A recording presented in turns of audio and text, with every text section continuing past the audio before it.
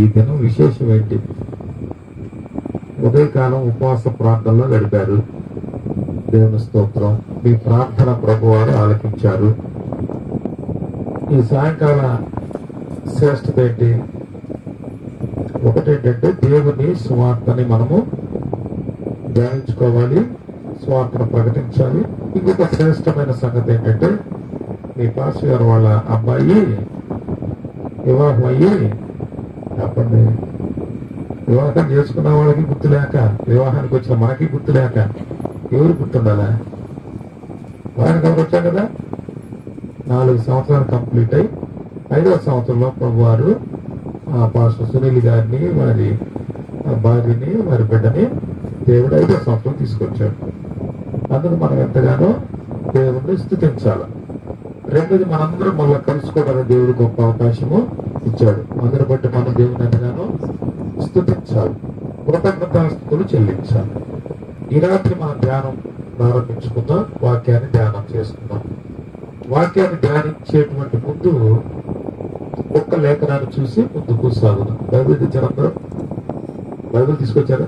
ఒకసారి మీ బైబిల్ అన్ని కూర్చేతో పైకెత్తి చూపించండి. నాకు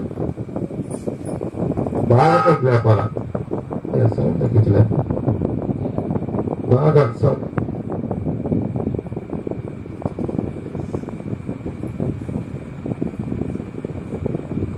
నాకు వచ్చారు బైబిల్. బైబిల్ మేము చదవగలం అన్న వాళ్ళు ఎంతమంది ఉన్నారు? చదువుతారా? ఓకే. బాగా వినగలము వాక్యం అన్నవాళ్ళు అందరంటారా? విన్న వాక్యం బాగా గుర్తుపెట్టుకోగలం అన్నవాళ్ళు? పోయిన మీటింగ్స్కి వచ్చాను, నేను గుర్తున్నాను. అలాంటి డూప్లికేట్ ఉండేది లేదా? ఒకరినండి. ఒకసారి ఏం వాక్యం ధ్యానించాం? నేను చెప్పాను పోయిసారి మళ్ళీ వచ్చినప్పుడు అడుగుతానని. అడిగే వాళ్ళకి మంచి ప్రైజ్ కూడా ఇస్తానని చెప్పాను. చెప్పాను, ఎవరు గుర్తులేదు. అంతేగా నా ప్రైజ్ నా దగ్గరే ఉంటుంది. కీర్తన గ్రంథము, అందరూ కీర్తన గ్రంథము 50వ అధ్యాయము 23వ లేఖన భాగాన్ని ధ్యానం చేద్దాం. కీర్తన గ్రంథము 50వ అధ్యాయము 23వ లేఖన భాగం 478వ నంబర్ పేజీ. 478వ నంబర్ పేజీ, పాత నిబంధన. చూడండి, బైబిల్లో పాత పుస్తకం, కొత్త పుస్తకం. అంటే పాత నిబంధన, కొత్త నిబంధన రెండు ఉంటాయి. రెండు కలిపితే బైబిల్ అంటారు. ఇప్పుడు చెప్తుంది పాత నిబంధనలో 478వ నంబర్ పేజీ. అంటే తెలుసుకో కొంతమందికి 478వ నంబర్ పేజీలో 50వ అధ్యాయంలో 23వ వచనం నేను ధ్యానిస్తున్నాను. అంటే నేను చదువుతున్నాను, ఆ తర్వాత మనం ధ్యానం చేసుకుందాం. నేను చదువుతున్నాను, మీరు అందరూ కూడా ఇప్పుడు వినండి. చూడండి. స్తుతి యాగం అర్పించువాడు నన్ను మహిమపరుచుచున్నాడు. నేను వానికి దేవుని రక్షణ కాపాడుచున్నట్లు వాడు మార్గము సిద్ధపరచుకున్నాను. స్తోత్రం చెప్పండి. నేను మళ్ళీ ధ్యానిస్తాను. చూడండి. స్తుతి యాగం అర్పించువాడు నన్ను మహిమపరుచుచున్నాడు. నేను వానికి దేవుని రక్షణ కనపరుచున్నట్లు వాడు మార్గము సిద్ధపరచుకోను. స్తోత్రం చెప్పండి. ఈ రాత్రి మన ధ్యానం ఏంటంటే స్తుతి యాగం అర్పించేటువంటి వాడు. స్తుతి యాగము అర్పణ. స్తుతి యాగాన్ని అర్పించటం, లేదంటే చూడండి, చెల్లించటం. ఏంటి? మొక్కుబడి చెల్లిస్తారా? నైవేద్యం చెల్లిస్తారా? మనం దేవుని దగ్గర చేసుకున్న తీర్మాన ప్రకారము మనము ఆయనకి చెల్లింపు చేయాలి కదా. అది ఆ పదం అన్నమాట. ఇక్కడ ఏంటంటే స్తుతి యాగం అర్పించడం అంటే స్తుతి యాగాన్ని సమర్పణ చేయాలి, అర్పణ చేయాలి, నైవేద్యంగా దేవునికి అర్పించాలి. ఈ రాత్రి ధ్యానం ఏంటంటే స్తుతి యాగం అర్పించేవాడు నన్ను మహిమపరచుచున్నాడు అన్నాడు దేవుడు. స్తోత్రం చెప్పండి. ఈరోజు పాఠం ఏంటంటే కృతజ్ఞత స్తుతి యాగం. ఏంటి పలకలందరూ? ఏంటి? కృతజ్ఞత స్తుతి యాగం. యాగం అంటే ఏంటి? యాగాలు చేస్తారుగా, యాగాలు చేయగా యాగం అంటే ఏం చెప్పండి? వెనకటి కాలంలో ఋషులు వారు వీరు యాగాలు చేయడానికి వస్తారు. అవునా? యాగాలు చేస్తారు. ఇప్పుడు కూడా చేస్తున్నారు. ఎట్లా? వర్షాలు పడకపోతే ఒక యాగం చేస్తారు. బాగా ఎండ ఎక్కువైంది అనుకోండి, చల్లబట్టడానికి ఒక యాగం చేస్తారు. పంట పొలాలు వేసేటప్పుడు ఏరువాక అంటారు. ప్రారంభమైన ఏం చేస్తారు? గొడుగులకి ఒక ఇది ఉంటుంది, అప్పుడు ఏం చేస్తారు? యాగం చేస్తారు. యాగము అని అంటే అర్థం ఏంటంటే ఒక సమర్పణ కలిసిన విధానం, ఒక సమర్పణ విధానం. అర్థమవుతుందా? యాగము అంటే ఇక అదే పని ప్రారంభించినప్పుడు మనందరం సమర్పించుకొని చేసేటువంటి గొప్ప పని, మామూలు పని కాదు, మానవ అతీతమైన పని. ఎందుకంటే వర్షాలు పడటం లేదు అని అంటే మనుషులు వర్షం పడితే ఏం పెట్టాలి? వర్షం ఉరిపడేయాలా? వర్షం కురిపించాలా? కాబట్టి దేవుడు వర్షం కురిపించాలి. కాబట్టి దేవుణ్ణి ప్రసన్నం చేసుకోవడానికి కొన్ని యాగాలు చేస్తారు. అర్థమైందా? ఈ మధ్య మనోళ్ళు ఆ యాగాలు మర్చిపోయి కృత్రిమ ఏంటైనా మేఘాలు చుట్టేస్తున్నారు. ఇది ఎక్కువైపోయింది కానీ అది విషయం. మన పాఠం ఏంటంటే స్తుతి యాగం అర్పించువాడు. స్తుతి యాగంలో ఉన్నటువంటి సత్యం ఏంటంటే కృతజ్ఞత స్తుతి యాగం అర్పించువాడు దేవుని మహిమపరిచేవాడు అన్నాడు. స్తోత్రం చెప్పండి. దేవుని మహిమపరిచేవాడు ఎవరు అంటే దేవునికి స్తుతి యాగం అర్పించేవాడు. ఈ రాత్రి మన ధ్యానం ఏంటంటే కృతజ్ఞత స్తుతి యాగం. ఏంటి కృతజ్ఞత? కృతజ్ఞత అంటే ఏంటి చెప్పండి? కృతజ్ఞత అంటే చెప్పండి. మనకు ఎవరైనా సహాయం చేశారనుకోండి, వారికి మనం ఎట్లా ఉంటాం? కృతజ్ఞత కలిగి ఉంటాం. కృతజ్ఞత అనేది మనము వారికి చెల్లిస్తాం. ఎట్లా? కృతజ్ఞత అనేది చెల్లిస్తాం. ఇద్దరు మనుషులు ఉన్నారండి, ఒకరు కొంత ఇబ్బందిగా ఉన్నారు, రెండో వ్యక్తి సహాయం చేశాడు అవసరంలో. అతనికి మనం ఏం చేస్తాం? కృతజ్ఞత కలిగి ఉంటాం. కృతజ్ఞత కలిగి ఉండటం అంటే ఏంటి? తిరిగి డబ్బు చెల్లించడం కాదు. అవసరంలో ఉన్నప్పుడు, సమస్యలో ఉన్నప్పుడు, ఇబ్బందులు ఉన్నప్పుడు మనం ఏం చేశాడు? ఆదుకున్నాడు, పరామర్శించాడు, వచ్చి ఓదార్పుగా మాట్లాడాడు, నా పక్షాన్ని నిలబడ్డాడు. అందుకు అతనికి ఎట్లా ఉండాలా? కృతజ్ఞత కలిగి ఉండాలి. అర్థమైందా? ఇదంతా జనరల్గా మన లైఫ్ లో చేసేది కదా, రోజు చేసేది లేదు. భార్య భర్తకి చెప్పండి కృతజ్ఞత కలిగి ఉండాలి. భర్త భార్యకి కృతజ్ఞత కలిగి ఉండాలి. బిడ్డలు తల్లిదండ్రులకి చెప్పండి కృతజ్ఞత కలిగి ఉండాలి. ఉండాలా? ఎందుకు? దేవుని కృపను బట్టి మనకు జన్మనిచ్చారు. అది గొప్ప పని కదా. భూమి మీద ఉన్నతమైన పని అంటే బిడ్డలకు జన్మనివ్వడం. అందుకని బిడ్డలు వారి జీవిత పర్యాంతం ఏం కలిగి ఉండాలి? మీరందరూ కూడా ఒక తల్లి కుమార్తెలే కదా, కుమార్తెనా? మరి మీ తల్లిదండ్రులు కృతజ్ఞత కలిగి ఉండారా?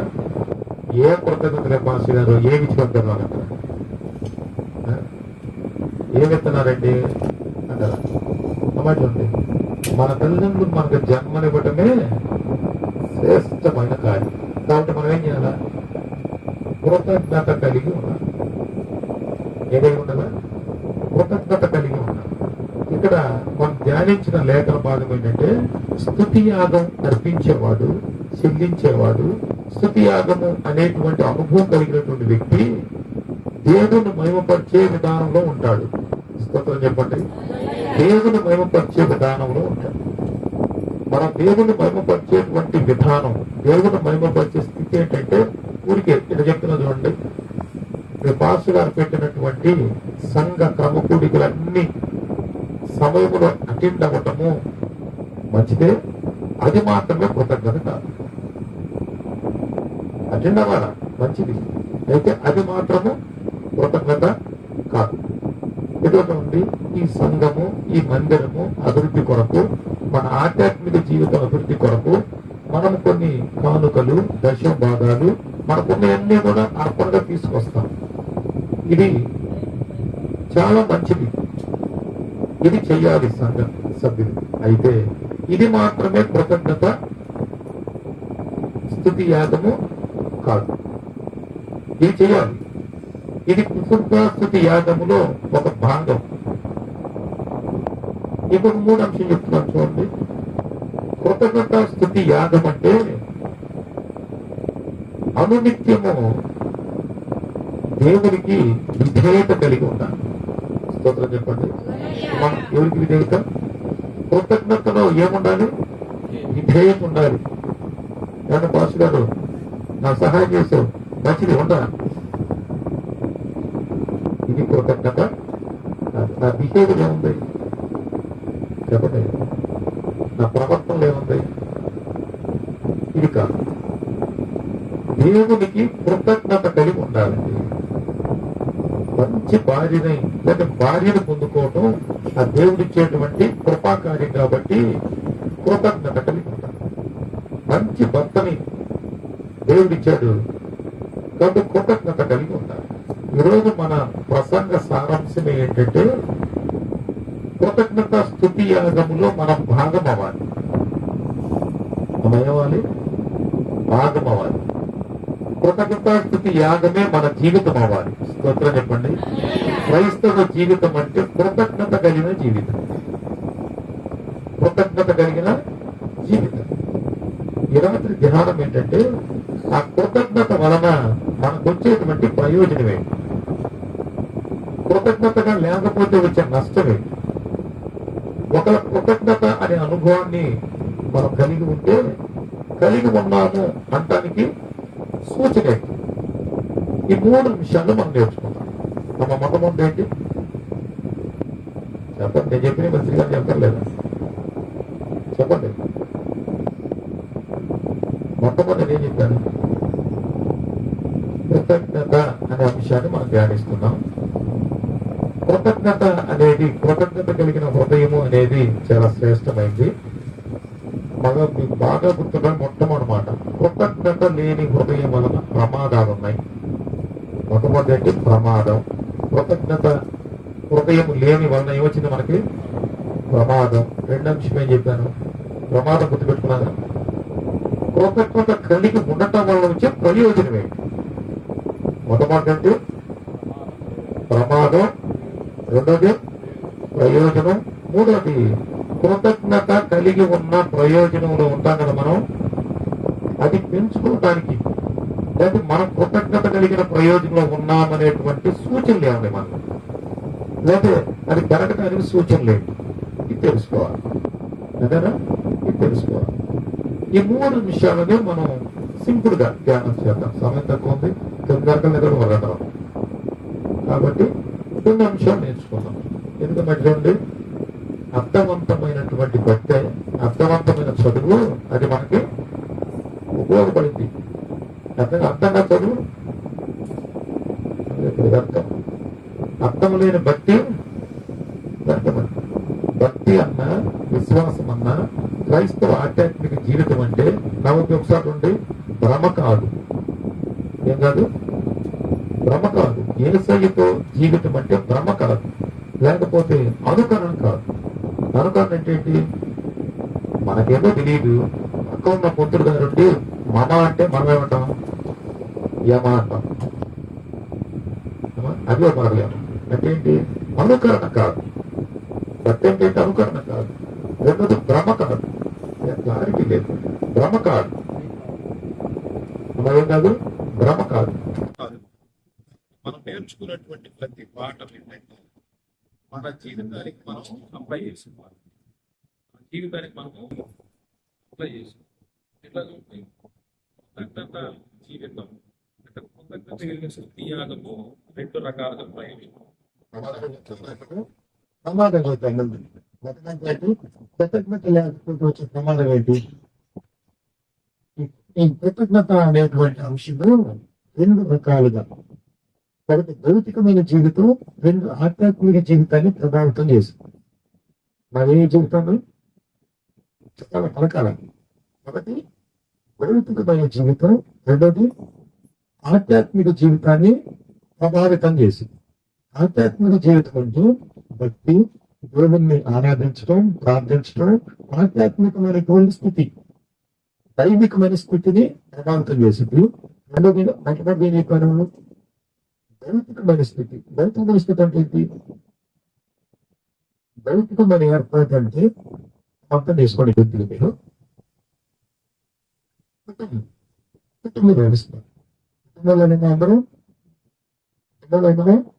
కుటుంబ వ్యవస్థ. కుటుంబ వ్యవస్థ అంటే భార్య, భర్త, బిడ్డలు, అత్తమామలు, తల్లిదండ్రులు, బంధువర్గం, రక్త సంబంధులు, మనం నివసిస్తున్నటువంటి గ్రామాలను లేదా పట్టణం. ఇదంతా ఒక వ్యవస్థ, కుటుంబ వ్యవస్థ. ఈ కృతజ్ఞత స్థితి యాగం అనే అనుభవం రెండింటి మీద ప్రభావం చూపించింది. రెండింటి మీద ప్రభావం చూపించింది. చాలా గట్టి ప్రభావం చూపించింది. చాలా గట్టి ప్రభావం చూపించింది. అందుకే మనం ఎన్నుకున్న భాగం ఏంటంటే కృతజ్ఞత స్థుతి యాగం అర్పించున్నాడు. దేవుని మహిమపరుస్తున్నాడంట. దేవునికి మహిమకరంగా ఉంటారంట. రెండు అంశాలు. కాబట్టి భౌతికమైన ఏర్పాటు అంటే ఏం చెప్పాను? వ్యవస్థ, భర్త, భార్య, బిడ్డలు, సంసారం. అట్లానే మన పని చేసే విధానం. అందరూ పనులమే కదా పనులు. అట్లానే మన జీవిత విధానం, బంధువర్గం, అట్లానే మనకున్నటువంటి నివసించేటువంటి ప్రాంత ప్రజలు, గ్రామాలను, పట్టణాలను వెళ్ళడం. దీని మీద ఖచ్చితంగా ప్రభావం చూపించింది. రెండవది ఆధ్యాత్మిక జీవితం మీద బలమైన ప్రభావం. ఈ రెండు కలిపినటువంటి జీవితంలో ప్రమాదం ఉంటుంది. కృతజ్ఞత లేని హృదయం ఏమిటది? ప్రమాదం ఉంటుంది. చూడండి, ప్రతి లక్ష్యాలు చెబుతారు. మళ్ళీ ప్రమాదాలు తట్టుకుంటాయి అంటారు.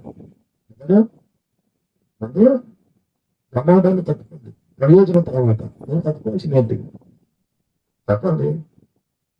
ప్రయోజనం సంపాదించడం పక్కన పెట్టండి, లాభం సంపాదించుకోవడం పక్కన పెట్టండి.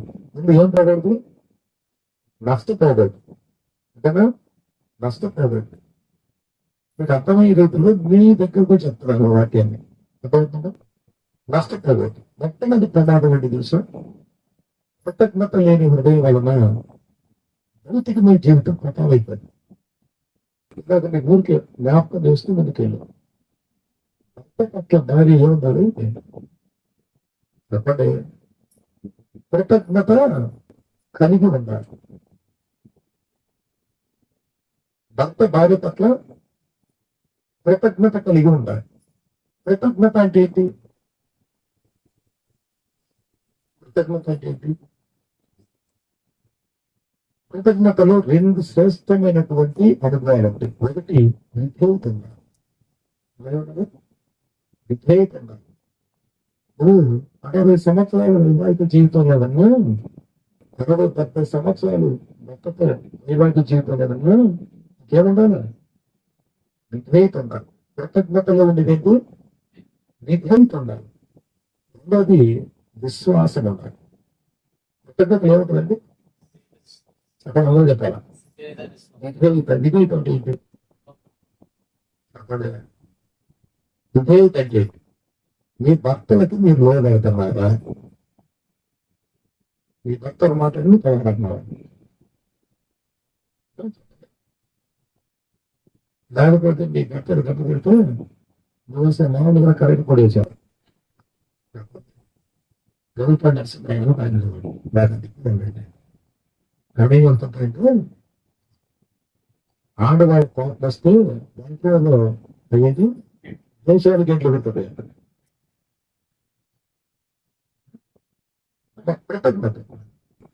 కృతజ్ఞత విధేయుతున్నారు.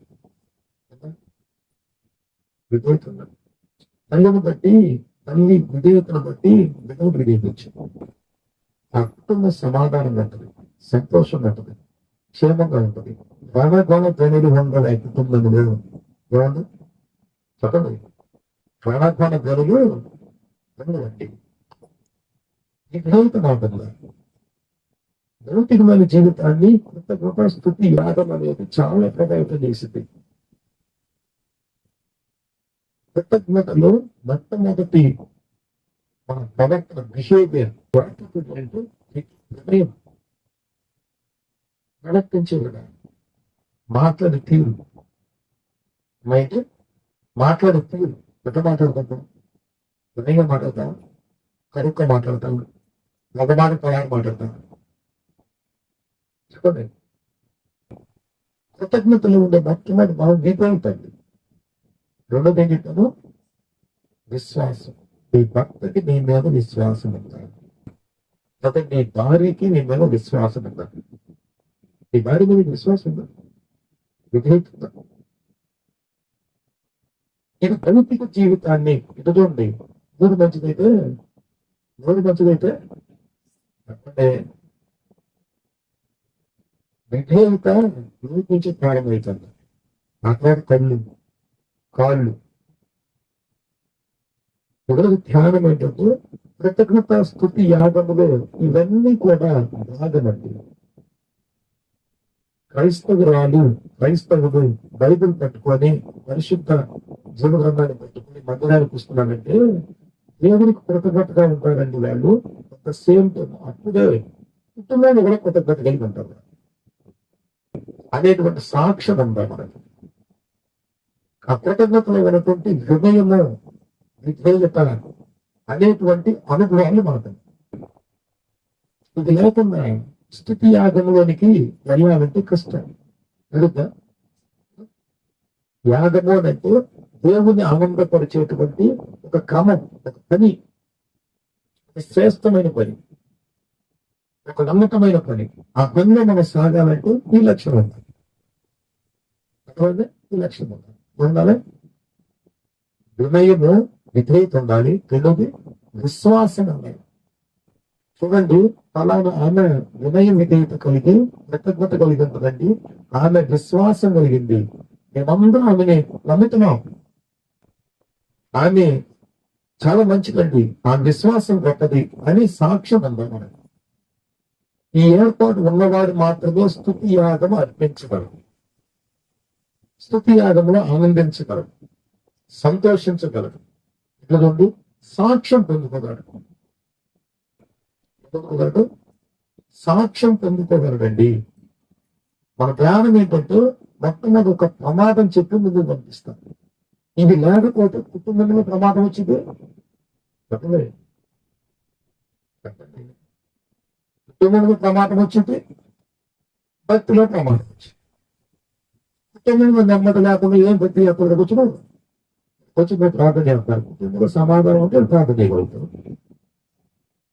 అది దేవునికి ఇష్టానుసారమైన ప్రార్థన చేయగలుగుతారు. కుటుంబంలో నీకు విధేయత లేదు, కృతజ్ఞత లేదు, నీ మీద కుటుంబ సభ్యులకు విశ్వాసం లేదు. ఎక్కడికి వచ్చి ప్రార్థన చేస్తాం? ఆ ప్రార్థన కూడా వింటాను. మన హృదయంలో నుంచి ఆ అర్పణ దేవునికి అర్పించగలమా? ఆ హృదయ నైవేద్యాన్ని దేవుడు అంగీకరిస్తాడు. మన నైవేద్యం పరిశుభ్రంగా ఉండాలి, దేవునికి ఇష్టంగా ఉండాలి. దేవుడికి ఎక్కడ ఉండాలి? ఇష్టంగా ఉండాలి. ఇప్పుడు నైవేద్యం ఆగ్రహిస్తాడు దేవుడు. ఇప్పుడు మన అర్పణ, మన హృదయ అర్పణ ఆయన అంగీకృతమవుతుంది. కృతజ్ఞత కలిగి నైవేద్యం ఉండాలి, కృతజ్ఞత కలిగి ఉండాలి. సమాజం ఏంటంటే దేవుడు మన మీద బాగా ప్రాప్తం అంటారు.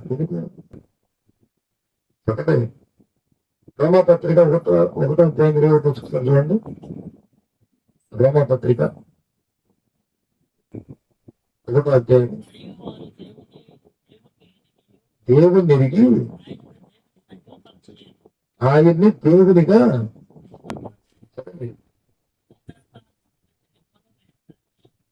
ఏం చెల్లించాలంట?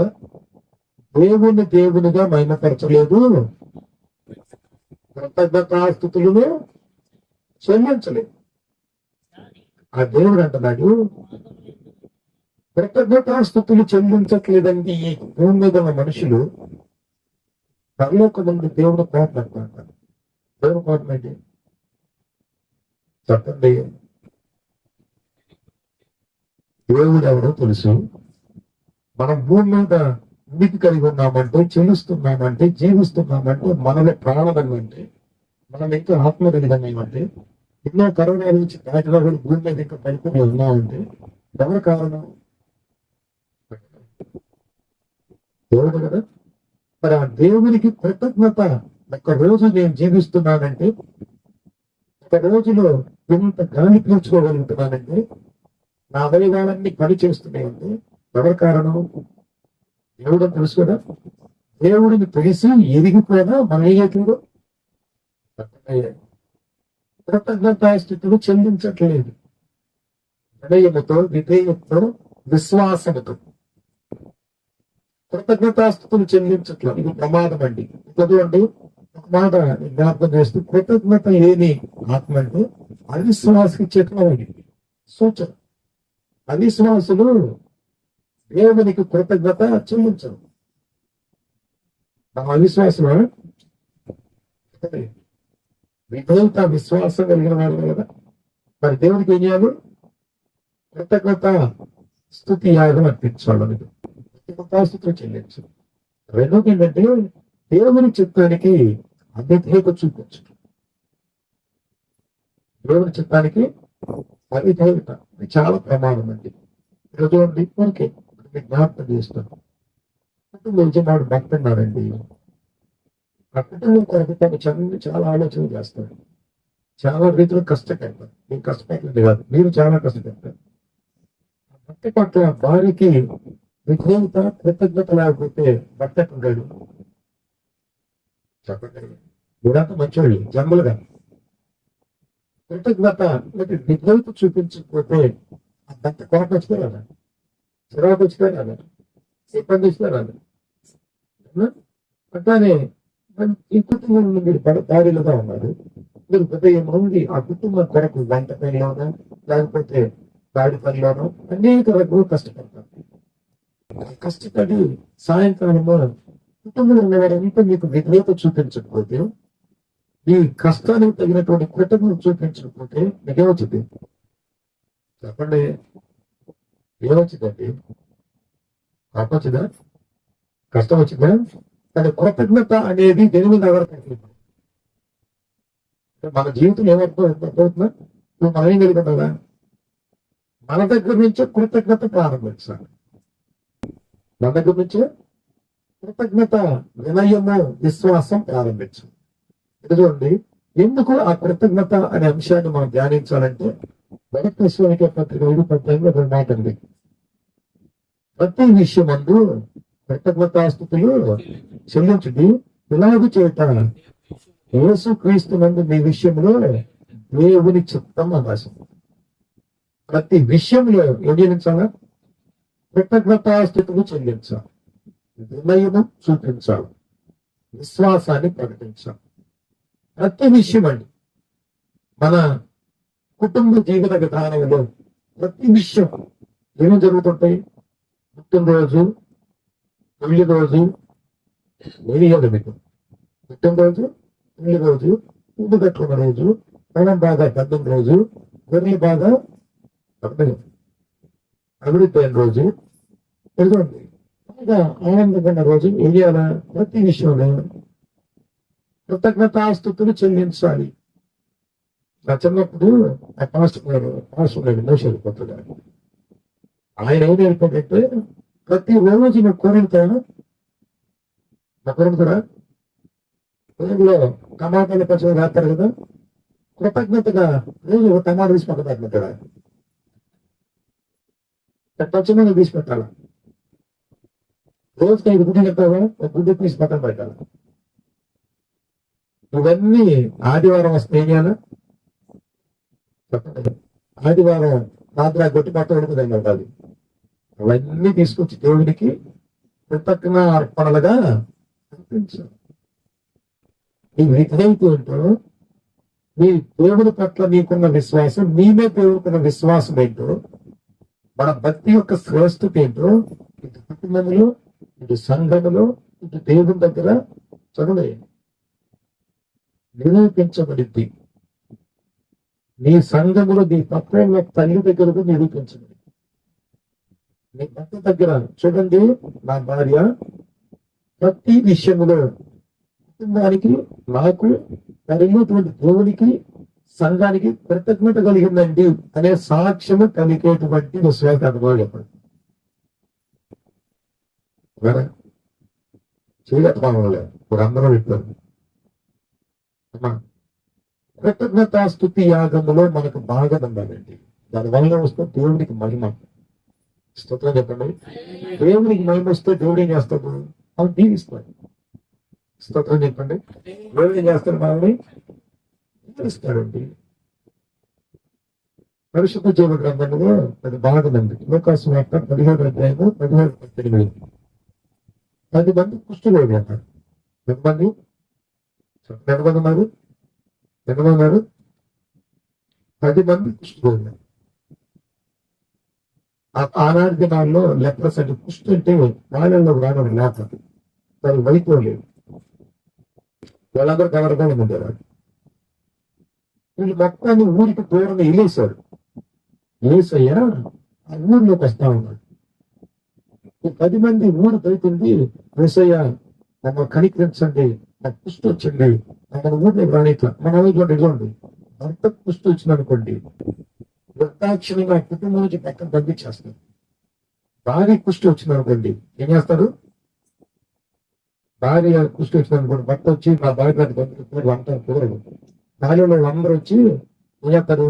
ఆమె తీసుకెళ్ళి కూర్చొని బయట పడేస్తారు. కథ 10 మందిని పడేశారు. ఏసై వస్తుంటే ఆ 10 మంది వచ్చి అయ్యా మా కుష్టి వచ్చింది, భార్య బిడ్డలు తెలుసుకోలేకపోతున్నాం, కుటుంబంతో లేవు, భార్యలు లేవు, తినడానికి లేదు, ఇదే స్థితి అని చెప్పి ఏసై ప్రాబ్లం స్టార్ట్ చేశారు. ఏసై చెప్పాడు, 10 మంది వెళ్ళి యాజకుడికి అంటే పాస్టర్ గారి దగ్గరికి వెళ్ళండి మీరు.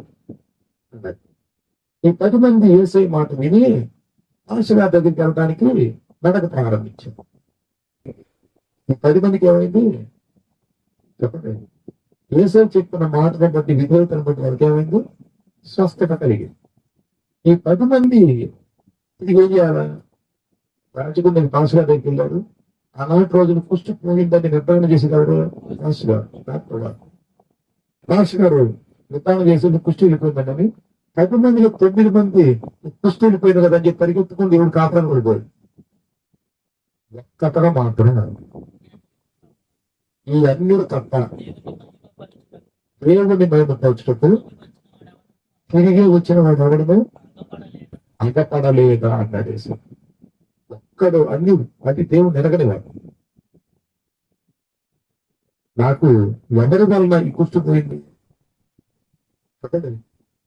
యేసు వలన పోయింది అని విధేయతతో, వినయముతో, కృతజ్ఞతతో, విశ్వాసంతో వచ్చి యేసు దయ నా కుష్టి పోయింది అలా యేసు అన్నాడు.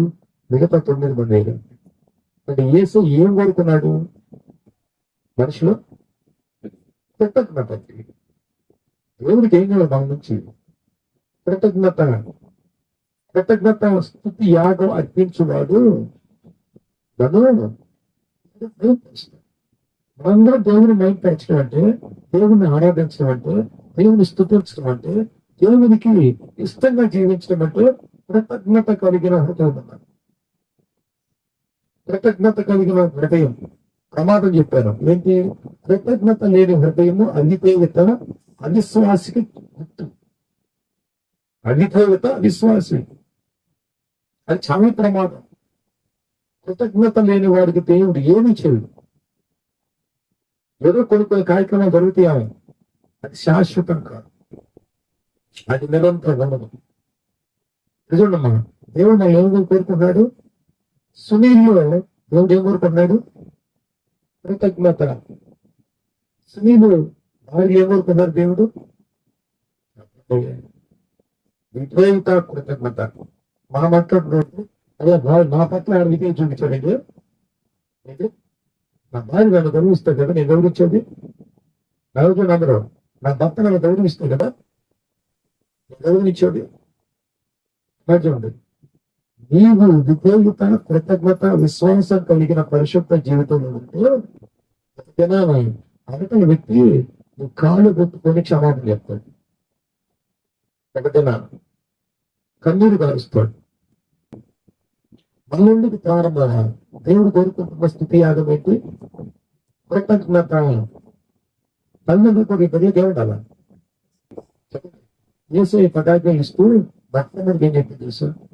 ఈ తండ్రిని తల్లిని సన్మానించు, నీకేం కలిగిద్ది? దీర్ఘాయుష్యు. దీర్ఘాయుష్యు. నువ్వు జీవించే జీవితం యొక్క ఆయుష్ ఒకటి నిరంతరం ఉంటుంది. గొప్పగా నువ్వు జీవించగలుగుతావు. ఎప్పుడు తల్లిదండ్రులని చెప్పండి సన్మానించాలి. సన్మానించడం ఏంటి? సన్మానించడం చెప్పండి. కూర్చేసి మమ్మీ డాడీ వచ్చి కూర్చోండి అని చెప్పి చాలా దండేది వాళ్ళు. అదేంటి? విధేయత, వినయము, కృతజ్ఞత, విశ్వాసం తల్లిదండ్రుల పట్ల ఏముండాలా? విధేయత ఉండాలా. నువ్వు వయసు ఎంత అయినా నీ తల్లిదండ్రులు ఉంటే నీకు విధేయత ప్రదర్శించాలి. ఈ విధేయత అనేది దేవుడు స్తుతి యాగములో మనం పరిశీలిస్తూ ఉంటాడండి. ఏముండాలా? మన అర్థం లేకుండా వినయ విధేయత కలిగి విశ్వాసంతో మనం అర్థం తీసుకురావాలండి. ఈరోజు మన ధ్యానం ఏంటంటే మనం ఈ స్థితిలో ఉన్నామంటే కృతజ్ఞత కలిగి ఉన్నాం. మళ్ళీ చూడండి ఒకసారి ప్రమాదం చేసుకున్నాం. ప్రయోజనం ఏంటంటే ఆ కృతజ్ఞత కలిగిన హృదయాన్ని దేవుడు చూస్తాడు. వినయ విధేయత కలిగిన హృదయాన్ని దేవుడు చూస్తాడండి. వేసే అన్నాడు, ఇదిగో 10 మంది శుద్ధులయ్యాడు కానీ ఒక్కరు మాత్రమే వచ్చారు. ఎంత లేదు అతను అంటున్నాడు, అయ్యా నీ విశ్వాసం గొప్పదని అతను దేవుడు తెచ్చుకుంటాడు. మన జీవితంలో దేవుడు గొప్ప కార్యాలు జరిగించాలంటే కృతజ్ఞత కలిగి ఉండాలి. దేవుడు ఎన్ని మేలు చేశాడు మనకి. అంతకుముందు మన జీవితం ఏంటి, ఇప్పుడు మన జీవితం ఏంటి, ఎన్ని మేలు చేశాడండి.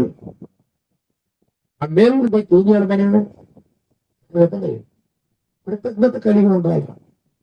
కృతజ్ఞత భావంతో ఉండాలి. ఆ కృతజ్ఞత ఎప్పుడైతే లోపిస్తుందో మనలో దేవుణ్ణి ఆరాధించలేము, ప్రార్థించలేము, స్తుతించలేము.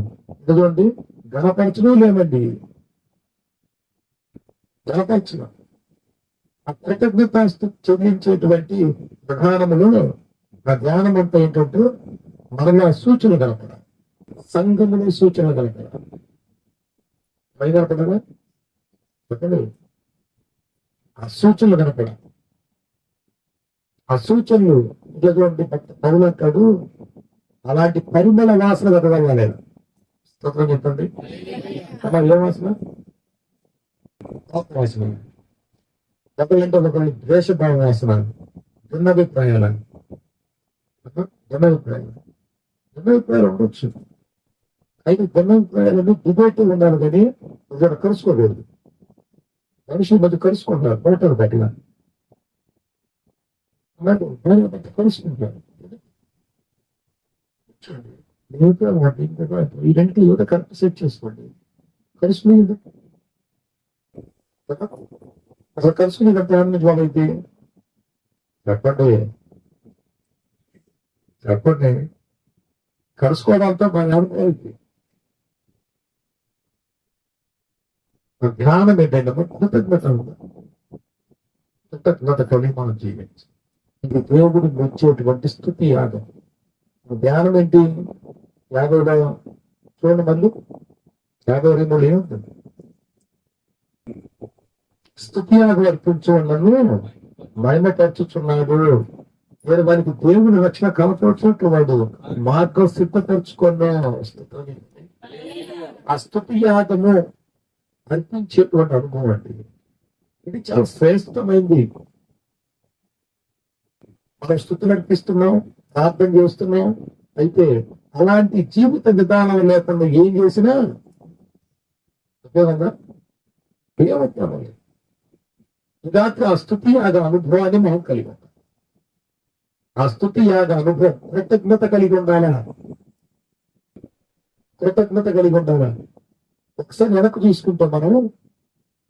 నా జీవితం ఏంటి, నా బ్రతుకు ఏంటి, ఒకప్పుడు ఎక్కడున్నాను, ఒకప్పుడు ఏ స్థితి నాది, ఏంటి. ఆరంభ దినములు వివాహమైనప్పుడు నా భార్య ఎప్పుడు ఒకసారి మనం పరిశీలించుకుంటే ఒక్కసారి మనం తిరిగి మన జీవితాన్ని పరిశీలన చేసుకుంటే కృతజ్ఞత చెల్లించకుండా ఉండలేమండి. విధేయత చూపించకుండా ఉండలేమండి. వినయం ప్రదర్శించకుండా ఉండలేమండి.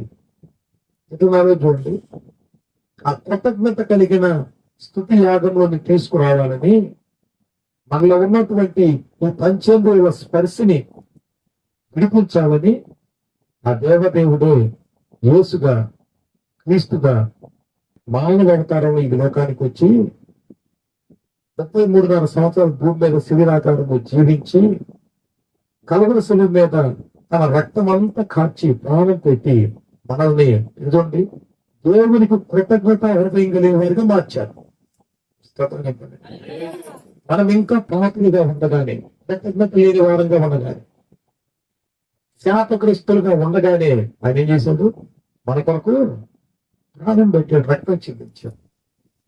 ఆయన ఆ తండ్రికి కృతజ్ఞత చూపించే మార్గాన్ని మనకు ముందు పెట్టాడు. ఆయన పట్ల మనం కృతజ్ఞత కలిగి ఉండాలా లేదా? ఉండాలా? యేసు పట్ల కృతజ్ఞత కలిగి ఉండాలా లేదా? యేసు క్రీస్తునందు ఆ దేవునికి ఎప్పుడు మనం ఏం చేయాలి? కృతజ్ఞతాస్తుతులు చెల్లించు. అనుదినము కృతజ్ఞతాస్తుతులు చెల్లించు. అనుదినము విధేయత అనేది మన జీవితంలో కనపడాలి. అనుదినము మనలో విశ్వాసం కనపడాలి. కృతజ్ఞతలో ప్రాముఖ్యమైన విశ్వాసం అండి. నీకు అనారోగ్యం వచ్చినా కృతజ్ఞత చూపెట్టకూడదు. ఆర్థికంగా నష్టపోయినా కృతజ్ఞత చూడండి. నష్టపోతే కృతజ్ఞత లేని వారంగా, లాభం వస్తే అసలు ఎక్కడ లేని కృతజ్ఞత మనలో ఉన్నట్టుగా ఇది ఉండకూడదు. ఇది భక్తి సంబంధమైన విధానము కాదు. కొన్ని సందర్భాల్లో మనం సంపాదించుకోవచ్చు. డబ్బు సంపాదిస్తేనే కృతజ్ఞత. మా పండగ మంచి చీర వేసుకుంటారు కృతజ్ఞత. లేకపోతే ఏం బట్టలు పోవాలంటారా? కృతజ్ఞతలో ఖచ్చితంగా మార్పు ఉండదు. కాన్స్టెంట్, స్థిరంగా ఉండాలి కృతజ్ఞత. స్థితిగతులు ఏదైనా, పరిస్థితి ఏదైనా, వాతావరణ మార్పులు వచ్చిన, రకరకాల భిన్నమైన పరిస్థితులు, కృతజ్ఞత హృదయం మారదు. స్తోత్రం చెప్పండి. మారదు. ఆ మారని కృతజ్ఞత హృదయాన్ని దేవుడు చూస్తాడండి. నువ్వు కృతజ్ఞత కలిగి ఉండు, దేవుడు నీకు అనుకూలమైన పరిస్థితులన్నీ అనుకూలంగా మారుస్తాడు. ఈ ఉన్న శత్రువుల్ని మిత్రులుగా మారుస్తాడు. అయితే మనం ఏం కలిగి ఉండాలా? కృతజ్ఞత కలిగి ఉండాలి. దావీదు అన్నాడు, స్తుతి యాగం అర్పించువాడు నన్ను మహిమపరుచుచున్నాడు అంట.